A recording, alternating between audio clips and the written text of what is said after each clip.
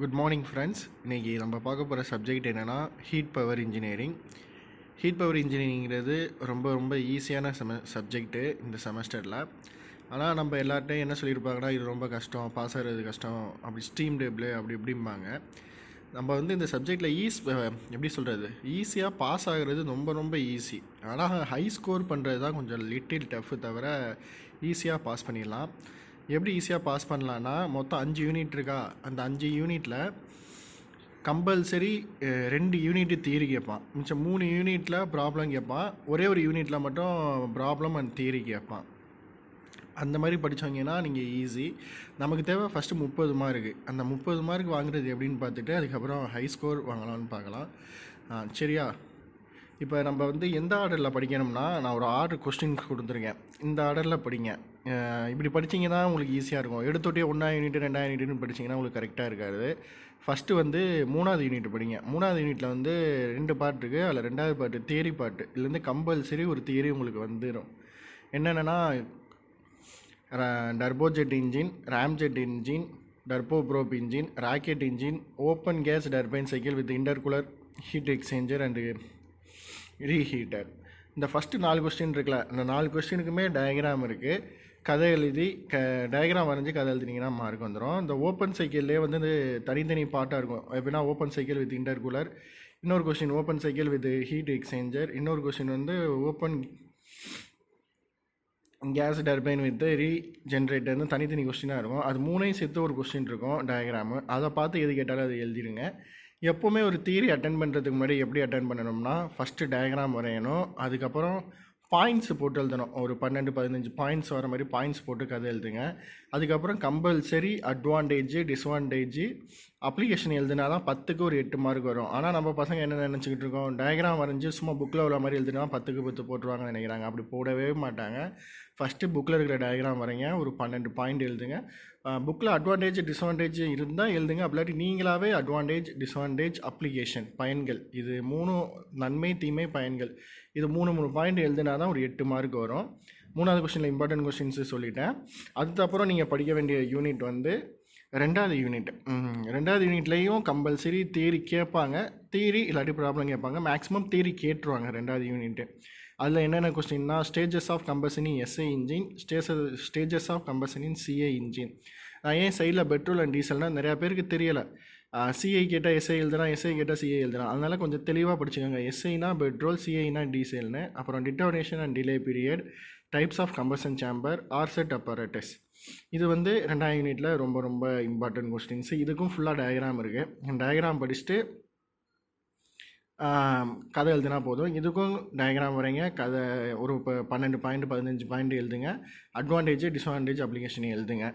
இது பாஸ் பண்ணுறவங்களுக்கு, நான் இன்னும் கொஞ்சம் ஹை ஸ்கோர் பண்ணணும்னு நினைக்கிறவங்க வந்து ப்ராப்ளம்ஸில் Otto cycle, Carnot cycle, diesel சைக்கிளில் ஏதாச்சும் ஒரு சம் படிங்க. உட்காந்து எல்லா சம்மெல்லாம் படிக்க வேண்டாம். ஆட்டோ சைக்கிளில் ஒரு சம்மு, கார்னாட்டில் ஒரு சம்மு, டீசலில் ஒரு சம்மு, இந்த மெத்தடில் படிங்க. அதுக்கப்புறம் படிக்க வேண்டிய யூனிட்டு ஃபஸ்ட் யூனிட்டு. ஃபஸ்ட்டு 3வது யூனிட் படிச்சிட்டோம், 2வது யூனிட் படிச்சிட்டோம். அதுக்கப்புறம் ஃபஸ்ட் யூனிட்டு. ஃபஸ்ட் யூனிட்டில் வந்து 2 பார்ட் இருக்குது.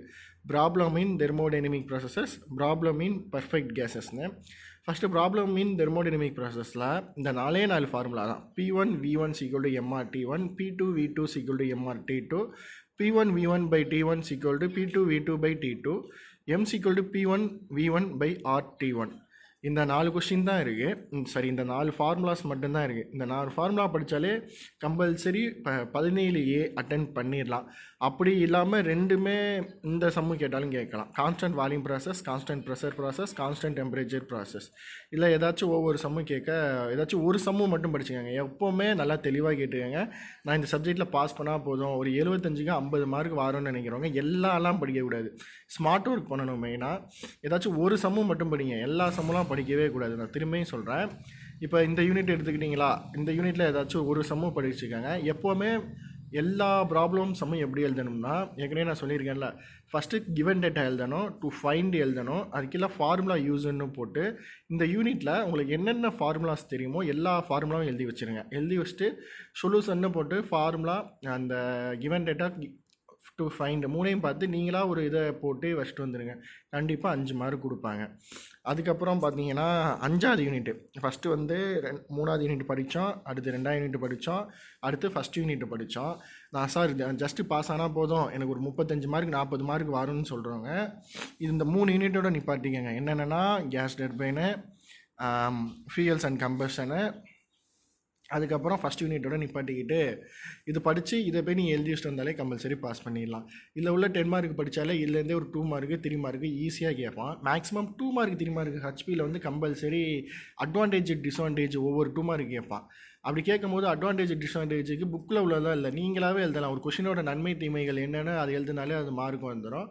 அதனால அது பின்னாடி 2 மார்க் நன்மை தீமைகள் கேட்டானா ஒரு 3 பாயிண்ட் எழுதுங்க, 3 மார்க்கு நன்மை தீமைகள் கேட்டானா ஒரு 4 பாயிண்ட் எழுதுங்க. 3 யூனிட்டு பாஸ் ஆகிறவங்களுக்கு போனோம். இன்னும் கொஞ்சம் நான் ஹை ஸ்கோர் பண்ணணும் சார், நல்லா படிக்கணும், ஒரு 50-60 மார்க் வாங்கணுங்கிறவங்க என்ன பண்ணுறீங்கன்னா 5வது யூனிட் பேர் வந்து பாய்லர். ஃபஸ்ட்டு இந்த 3 யூனிட் படித்ததுக்கப்புறம் பாய்லர் வாங்க. ஆனால் நம்ம பசங்க என்ன பண்ணுவாங்க, ஃபஸ்ட்டு உட்காந்து பாய்லரை உட்காந்து படிச்சுக்கிட்டு பண்ணிக்கிட்டு இருப்பாங்க. பாய்லரு வெறும் டயக்ராமாக வரும், அதை புரிஞ்சிக்காமல் இருப்பானுங்க. எப்போவுமே ஸ்மார்ட் ஒர்க் பண்ணுங்கள். இதுலேயும் என்னென்ன கொஸ்டின்லாம் Lamont boiler, bell boiler, boiler mounting, இல்லை வந்து நிறையா மவுண்டிங் இருக்கும், அதில் ஏதாச்சும் 2, பாய்லர் அக்சசரிஸில் ஏதாச்சும் 2, methods of feed water treatment internal and external, starting of boiler from cold condition, Indian boiler act. இதில் இருக்கிற 7 கொஸ்டினில் ஃபஸ்ட்டு 5 கொஸ்டினுக்கு டயக்ராம் இருக்குது, அந்த டயக்ராம் பார்த்து கடைடிங்க.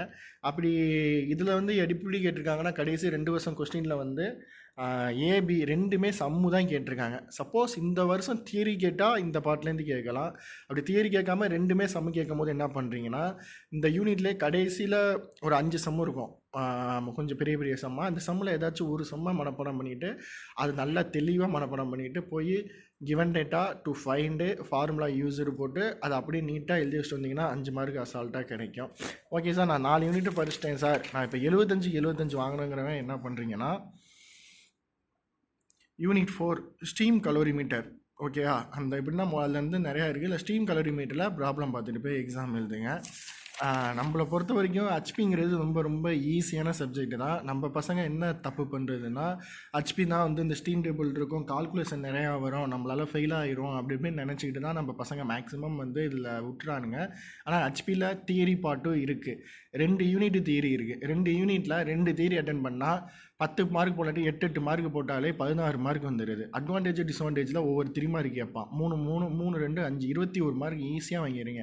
21 மார்க் வாங்கிட்டு மிச்சம் 9 மார்க்குக்கு நான் சொன்ன மாதிரி இந்த ப்ராப்ளம் சம்மு எல்லாத்தையுமே given data to find formula used, அதுக்கப்புறம் அந்த சொல்யூஷன் ரிசல்ட்டுன்னு போட்டு எழுதினீங்கன்னா ஈஸியாக எழுதிடும்.